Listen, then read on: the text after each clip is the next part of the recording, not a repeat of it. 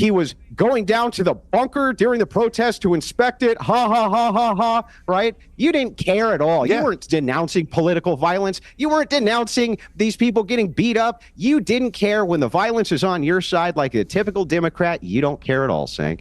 You don't care. And you've never cared. The only reason you care now is because you want to kiss. And I condemn it every time people do violence. I call it snake. Literally okay, every I'll say time. Snake. But the thing is, Snake, is that you're just trying to kiss the right wing's ass now to get back in with them because the left has categorically rejected you, and that's what's actually happening. This clip is pure gold. Andrew Wilson takes control, Cenk tries to keep up, and Piers moderates with that signature smirk, probably wondering how this debate could get any wilder. Let's dive in. You're going to love this one. Anger about the idea that you may end what seems to be a very American thing, the very ethos of the country. This birthright citizenship. What do you feel?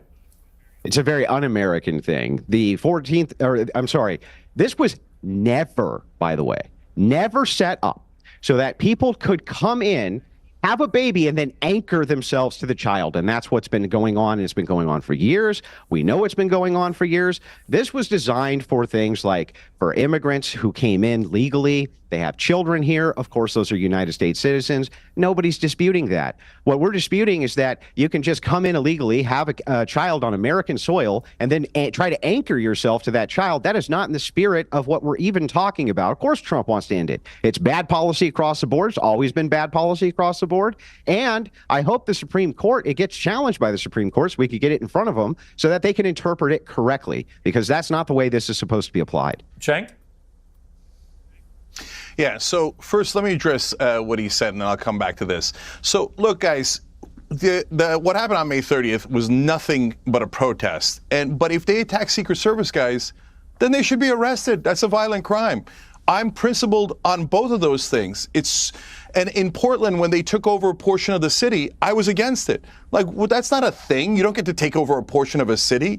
I was against it when gangs took over apartment complexes and buildings in Colorado. So if Trump stays with things that the American people are in favor of, getting rid of the violent felons that are undocumented here, that's going to be very popular, whether the left likes it or doesn't like it, right?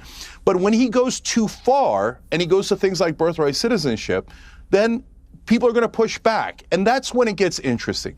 Is Trump going to double down and go, no, I'm going to, go to demagogue on this and get you people to hate foreigners coming in, et cetera, and I don't care what the Constitution says, and we're going to change the way America is, and you're no longer an American if you're born here. We're going to judge you based on, where you're from, et cetera. That'll be very unpopular.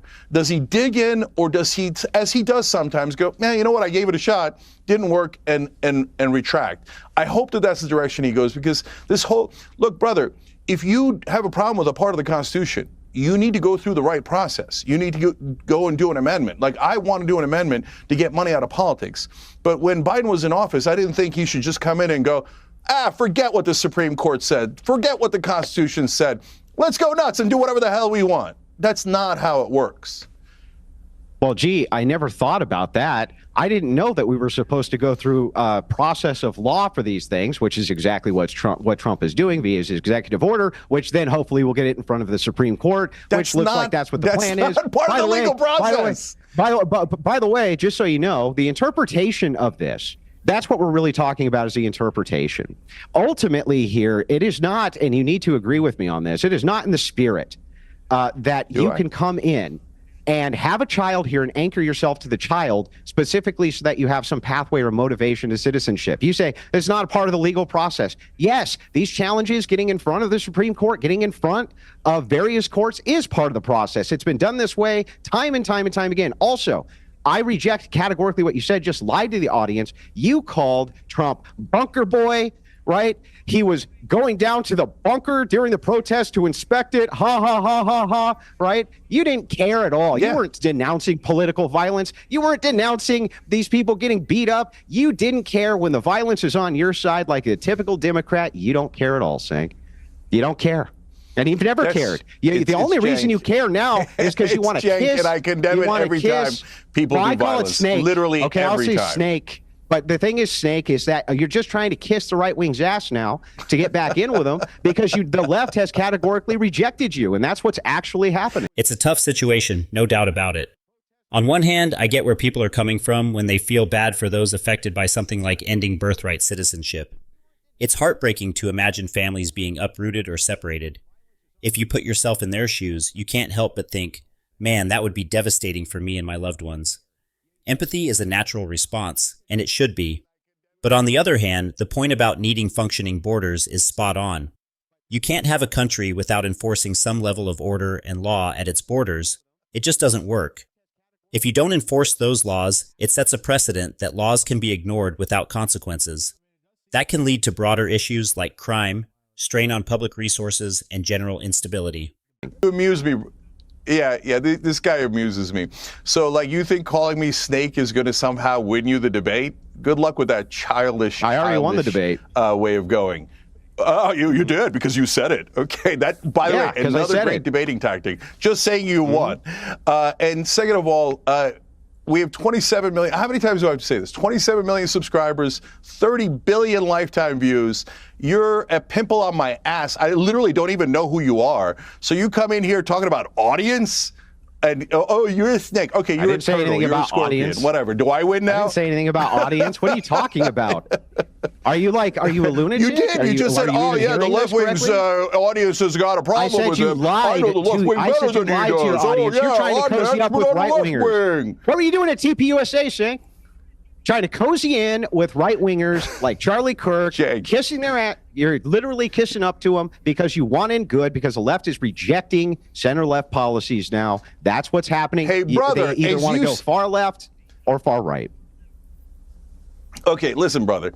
As you see me bitch slapping you right here on national airwaves. The only thing you can bitch slap. What part of that seems like cozying up? What's the part of that seems like cozying up to the right? I think you're an idiot. I think you love that coup on January 6th. I think you hate our democracy. I think you hate our Constitution. So what part of that is cozying up to the right wing? Bitch? I hate snakes like you who try to get in as good as you can with a weak right like Charlie Kirk when you have weaponized political violence yourself. Oh, Charlie Kirk is weak right and you're strong right. At the same time, at the same time, you say, "Wait a second! Oh, I can't believe the J6ers coup d'etat. You didn't give a damn. You've never given a damn. We have your words on record. You flip-flop. You're the biggest flip-flopper on the left. You're known for it. People make fun of you for it because you move positions. You and Anna Kasparian both move positions like a tube of toothpaste. Trump! I love Trump! Oh, I love Trump so much. And all you care about is Trump's derangement syndrome." Cenk losing his cool like that says a lot. He's in a tough spot because the political climate right now feels like an all-or-nothing game. If you're not ultra-woke or hardcore right-wing, both sides start coming after you. Cenk and people like him are trying to stay in that center-left lane, but the far left isn't having it. They want full-on loyalty to their ideology, and if you're not on board, you're the enemy. Honestly, I get why he's frustrated. He's probably realizing that trying to balance between extremes just isn't working. The left doesn't seem to want moderate voices anymore. They want people who will scream their talking points and not question anything. And when you try to play both sides a little, you end up being attacked from both directions. It's no wonder Andrew struck a nerve. Cenk's stuck in this weird spot where his audience is shifting, and he's trying to figure out how to stay relevant. Watching him blow up like that, it's almost like watching someone realize they can't win no matter what they do. Tough spot to be in for sure.